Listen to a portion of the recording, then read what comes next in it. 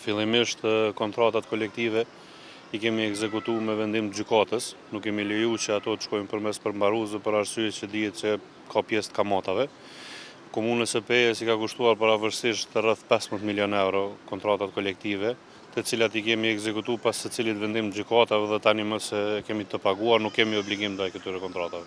Po realisht ne tani veç jemi duke u rikuperuar në atë pjesë, për arsye se projektet të cilat kanë qenë më parë jemi duke I vazhduar po me procedurë më të ngadalshme për arsye se buxheti ka qenë I limituar. Dihet që Peja është, si themi,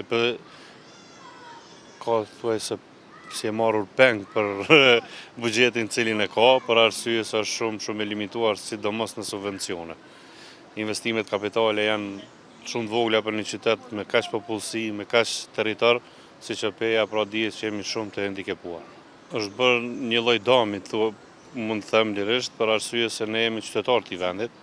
Taksat tona shkojnë për këtë vend dhe të jemi ne, si them, të pezulluar nga këto, është shumë e dëmshme për një qytet si Peja, për arsye se dihen resurset e Pejës, dihen kapaciteti I Pejës, relievi I Pejës është në atë formë që mund të ofron shumë turizëm, mund të ofron shumë rekreacion. Po ne jemi të zhvillu projektet dhe sa kemi kryetar gazement muazhere nuk kena mundal deri të realizojmë të gjitha. Për arsye se dahet në bazë të banorëve dhe territorit të komunës, atëherë për komunën e Pejës është mirë se ardhur, do të ishte një shtyt shumë e madhe për neve për realizimin e projekteve që kemi. Po realisht kjo ndihmon automatikisht në zhvillimin e qytetit Pejës, për arsye se do kishim pas mundësi të rrisim pak subvencione, pak investimet kapitale dhe besoj që projektet ishin zhvilluar në ritëm pak më të shpejtë. Dhe kjo na kishte ndihmuar shumë.